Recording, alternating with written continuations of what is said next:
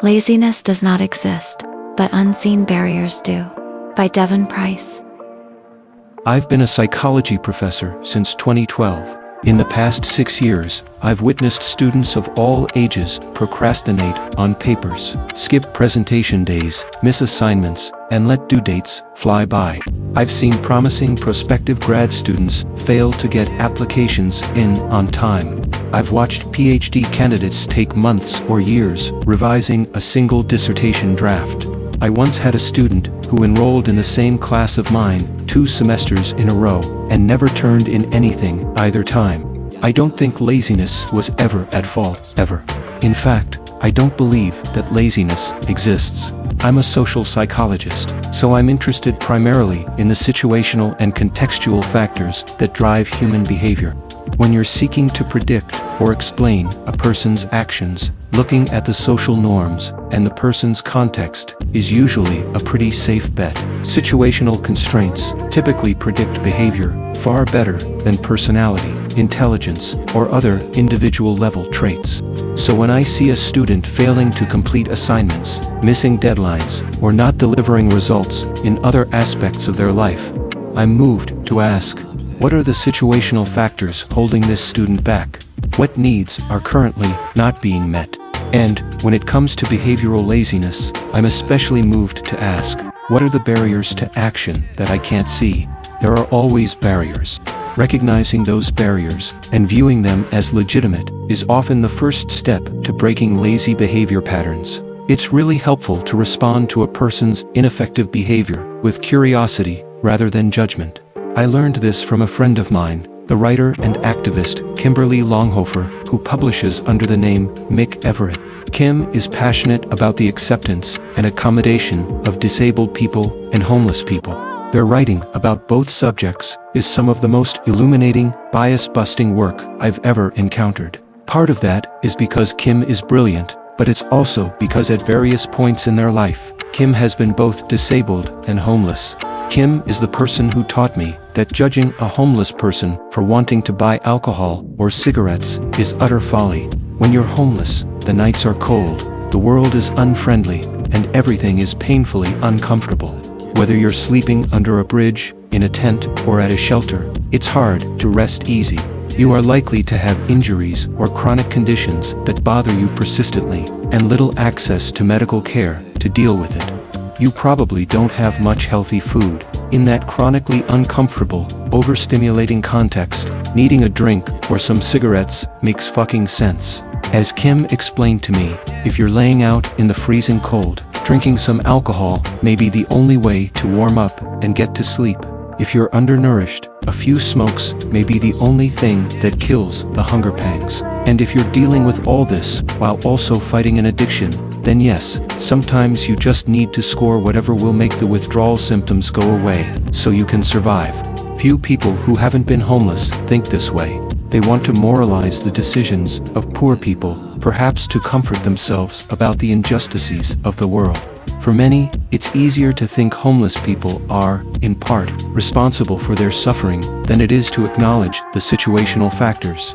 And when you don't fully understand a person's context, what it feels like to be them every day, all the small annoyances and major traumas that define their life, it's easy to impose abstract, rigid expectations on a person's behavior. All homeless people should put down the bottle and get to work. Never mind that most of them have mental health symptoms and physical ailments and are fighting constantly to be recognized as human. Never mind that they are unable to get a good night's rest or a nourishing meal for weeks or months on end. Never mind that even in my comfortable, easy life, I can't go a few days without craving a drink or making an irresponsible purchase. They have to do better, but they're already doing the best they can. I've known homeless people who worked full-time jobs and who devoted themselves to the care of other people in their communities. A lot of homeless people have to navigate bureaucracies constantly, interfacing with social workers, caseworkers, police officers, shelter staff, Medicaid staff, and a slew of charities, both well-meaning and condescending. It's a lot of fucking work to be homeless. And when a homeless or poor person runs out of steam and makes a bad decision, there's a damn good reason for it. If a person's behavior doesn't make sense to you, it is because you are missing a part of their context. It's that simple. I'm so grateful to Kim and their writing for making me aware of this fact. No psychology class at any level taught me that. But now that it is a lens that I have, I find myself applying it to all kinds of behaviors that are mistaken for signs of moral failure. And I've yet to find one that can't be explained and empathized with.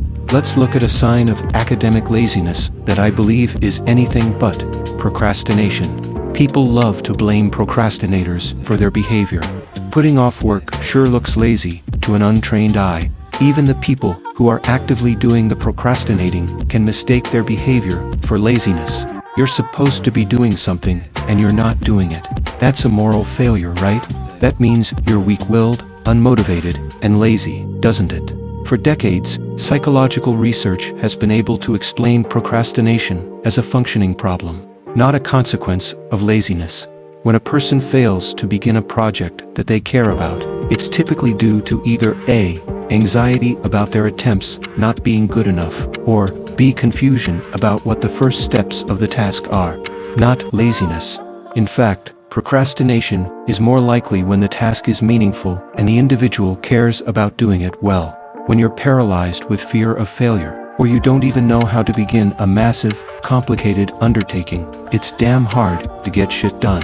It has nothing to do with desire, motivation, or moral Procrastinators can will themselves to work for hours. They can sit in front of a blank Word document, doing nothing else, and torture themselves. They can pile on the guilt again and again. None of it makes initiating the task any easier. In fact, their desire to get the damn thing done may worsen their stress and make starting the task harder. The solution, instead, is to look for what is holding the procrastinator back. If anxiety is the major barrier, the procrastinator actually needs to walk away from the computer, book Word document, and engage in a relaxing activity. Being branded lazy by other people is likely to lead to the exact opposite behavior. Often, though, the barrier is that procrastinators have executive functioning challenges. They struggle to divide a large responsibility into a series of discrete, specific, and ordered tasks. Here's an example of executive functioning in action. I completed my dissertation, from proposal to data collection to final defense. In a little over a year, I was able to write my dissertation pretty easily and quickly because I knew that I had to compile research on the topic, B, outline the paper, C, schedule regular writing periods, and D, chip away at the paper, section by section, day by day, according to a schedule I had predetermined. Nobody had to teach me to slice up tasks like that, and nobody had to force me to adhere to my schedule. Accomplishing tasks like this is consistent with how my analytical, autistic, hyper-focused brain works. Most people don't have that ease. They need an external structure to keep them writing.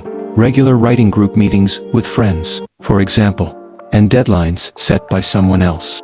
When faced with a major, massive project, most people want advice for how to divide it into smaller tasks and a timeline for completion. In order to track progress, most people require organizational tools such as a to-do list, calendar, datebook, or syllabus. Needing or benefiting from such things doesn't make a person lazy. It just means they have needs. The more we embrace that, the more we can help people thrive. I had a student who was skipping class. Sometimes I'd see her lingering near the building right before class was about to start, looking tired. Class would start, and she wouldn't show up. When she was present in class, she was a bit withdrawn. She sat in the back of the room, eyes down, energy low. She contributed during small group work, but never talked during larger class discussions. A lot of my colleagues would look at this student and think she was lazy, disorganized, or apathetic. I know this because I've heard how they talk about underperforming students. There's often rage and resentment in their words and tone. Why won't this student take my class seriously? Why won't they make me feel important, interesting, smart? But my class had a unit on mental health stigma. It's a passion of mine, because I'm a neuroatypical psychologist. I know how unfair my field is to people like me. The class and I talked about the unfair judgments people levy against those with mental illness. how depression is interpreted as laziness, how mood swings are framed as manipulative, how people with severe mental illnesses are assumed incompetent or dangerous. The quiet, occasionally class-skipping student watched this discussion with keen interest. After class, as people filtered out of the room, she hung back and asked to talk to me. And then she disclosed that she had a mental illness and was actively working to treat it. She was busy with therapy and switching medications and all the side effects that entails. Sometimes, she was not able to leave the house or sit still in a classroom for hours. She didn't dare tell her other professors that this was why she was missing classes and late, sometimes, on assignments. They'd think she was using her illness as an excuse. But she trusted me to understand, and I did. And I was so angry that this student was made to feel responsible for her symptoms. She was balancing a full course load, a part-time job, and ongoing, serious mental health treatment. And she was capable of intuiting her needs and communicating them with others. She was a fucking badass, not a lazy fuck. I told her so. She took many more classes with me after that, and I saw her slowly come out of her shell. By her junior and senior years, she was an active, frank contributor to class. She even decided to talk openly with her peers about her mental illness. During class discussions, she challenged me and asked excellent, probing questions. She shared tons of media and current events, examples of psychological phenomena, with us. When she was having a bad day, she told me, and I let her miss class. Other professors, including ones in the psychology department, remained judgmental towards her, but in an environment where her barriers were recognized and legitimized, she thrived.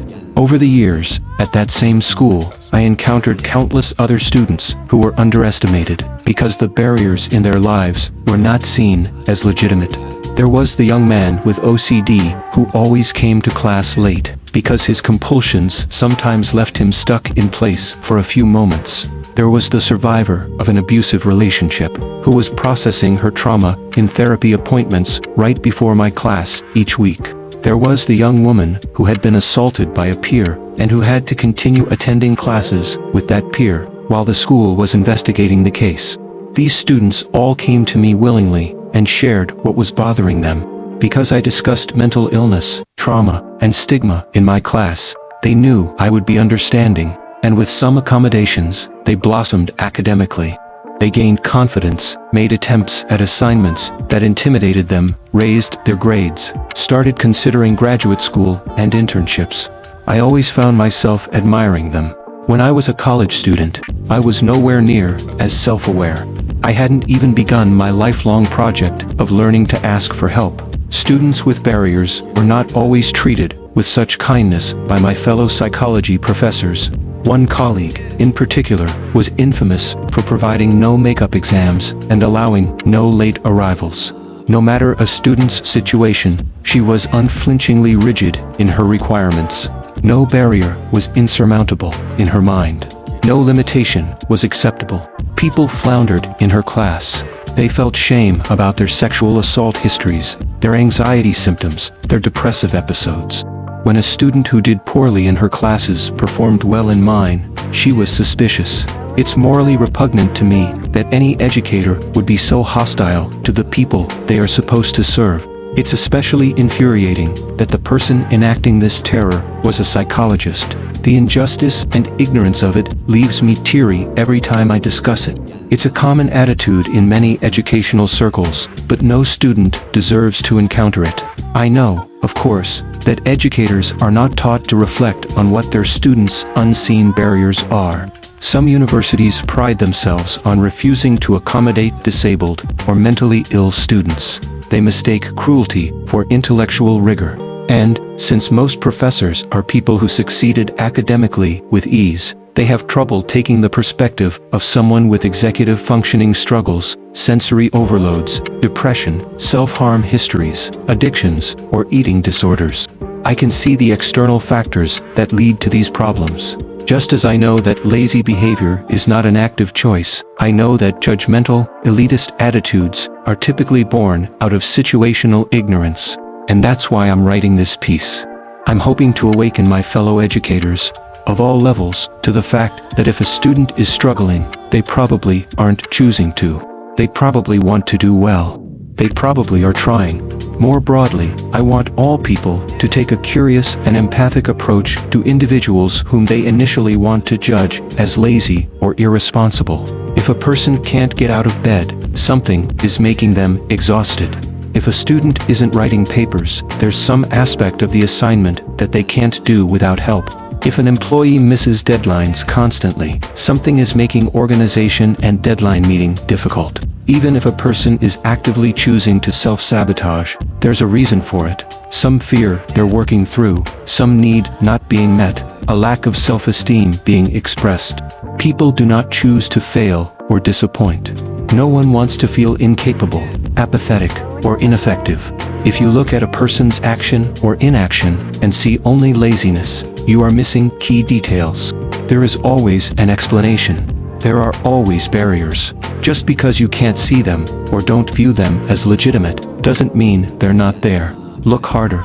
Maybe you weren't always able to look at human behavior this way. That's okay. Now you are. Give it a try.